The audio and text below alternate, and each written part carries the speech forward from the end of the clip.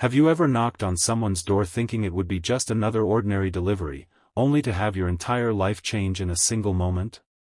For 3 years, I delivered groceries to the same little white house every Thursday afternoon. The woman who lived there always smiled, always thanked me, and always told me to stay safe.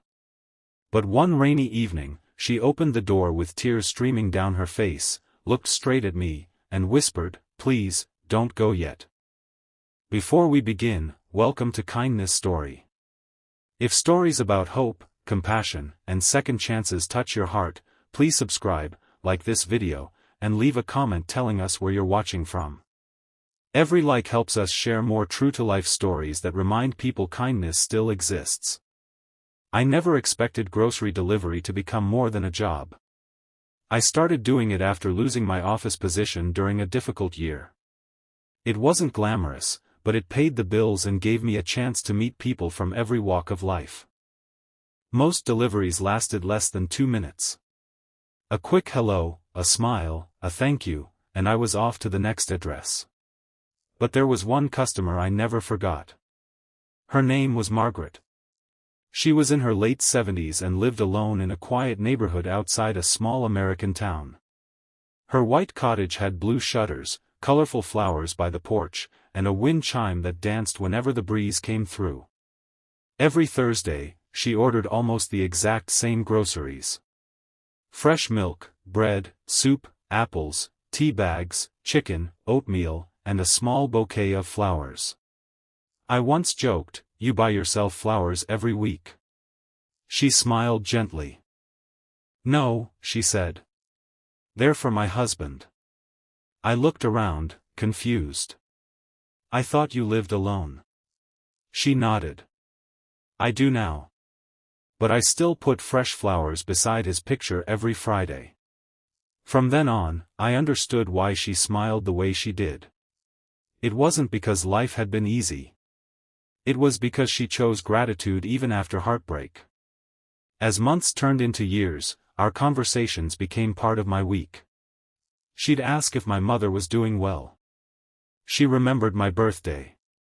She even baked cookies every Christmas and insisted every delivery driver deserved homemade treats.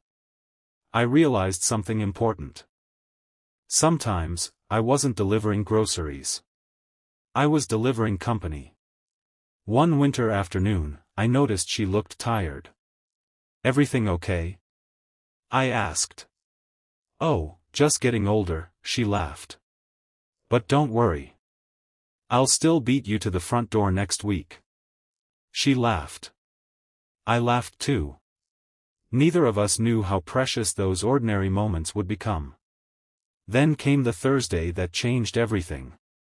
Heavy rain covered the streets, and most people barely opened their doors before grabbing their bags. When I arrived at Margaret's house, something felt different. The porch light wasn't on. The flowers had wilted. I knocked once.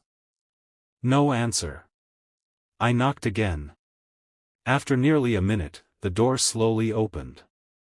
Margaret stood there with tears running down her cheeks. She looked smaller somehow. More fragile. She grabbed my hand. "Please, don't go yet." Her voice trembled. I don't know who else to ask. I carried the groceries inside and noticed unopened mail covering the kitchen table. Family photos lined the walls, but the house felt painfully quiet. She sat down and wiped her eyes. "My daughter was supposed to visit today." She looked at the clock. "She called this morning." I waited. "She said she's moving across the country for work." Margaret forced a smile. "I'm happy for her." Then she whispered words I'll never forget. "But I think she forgot how lonely this house gets." There wasn't a single thing I could say to fix her pain. So I did the only thing I knew. I sat down. For almost an hour, we talked. Not about sadness. Not about being alone. We talked about old family vacations. Her husband teaching high school science. The first pie she ever baked. The dog they rescued 40 years ago. By the time I stood to leave, she smiled again. A real smile. "Thank you," she said. "You gave me something groceries never could." The following week, I brought her groceries as usual. But I also brought 2 cups of coffee. We sat on the porch for 15 minutes before I continued my deliveries. Soon it became our little tradition. Every Thursday. Coffee. Conversation. Laughter. Then something unexpected happened. One neighbor noticed. The next week, she stopped by to say hello. Another neighbor offered to mow Margaret's lawn. A retired veteran across the street fixed her broken mailbox. A teenage girl began bringing homemade muffins every Saturday morning. Kindness spread without anyone announcing it. One small act inspired another.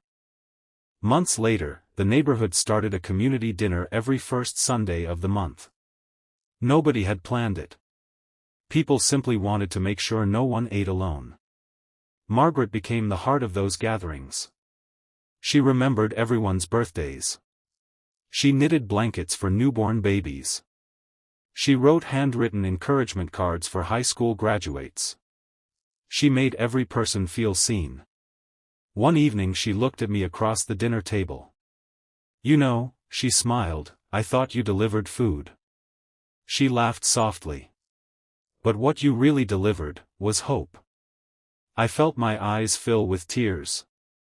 Because the truth was, she had helped me just as much. After losing my old career, I had convinced myself I wasn't making a difference anymore. Margaret reminded me that purpose isn't found in job titles. It's found in people. Years passed. Her health slowly declined, but her spirit never did. One spring afternoon, I made another delivery. This time, her daughter answered the door. She hugged me before saying a word. "Mom talks about you every single week." Margaret was resting in her favorite chair by the window. She waved me over. "I've been thinking," she whispered. "You know what my husband always believed?" I shook my head. "He believed the world changes one neighbor at a time." She smiled. "I think he was right." A few weeks later, Margaret passed away peacefully in her sleep. The entire neighborhood gathered for her memorial. Teachers. Children. Veterans. Delivery drivers. Nurses. Families she had barely known. The church was overflowing. Her daughter stood before everyone holding a letter. "My mom wanted me to read this." She unfolded the paper. "If someone shows you kindness, don't keep it. Pass it to the next person. That is how love outlives us." Silence filled the room. Then people cried. Not because they had lost Margaret, but because they realized how deeply one kind woman had changed so many lives. Even today, every Thursday, I still drive past her little white house. Another family lives there now. The flowers are different. The wind chime is gone. But every time I pass, I remember the day someone opened a door crying and asked me not to leave. If I had rushed to my next delivery, I might have missed the most important hour of my life. Kindness rarely arrives with flashing lights or grand speeches. Sometimes it begins with sitting down, listening, and choosing not to hurry away. You never know whose life is waiting to change because you decided to stay just a little longer. And maybe, just maybe, the greatest gift you can give someone isn't what's inside the grocery bags. It's letting them know they don't have to face life alone. So wherever you are today, take a moment to call someone, visit a neighbor, or simply listen with an open heart. Your small act of kindness could become the beginning of someone else's healing. And as Margaret taught us, kindness never truly ends, it lives on in every heart willing to pass it forward. Until next time, keep spreading kindness, because the smallest gesture can create the biggest miracle.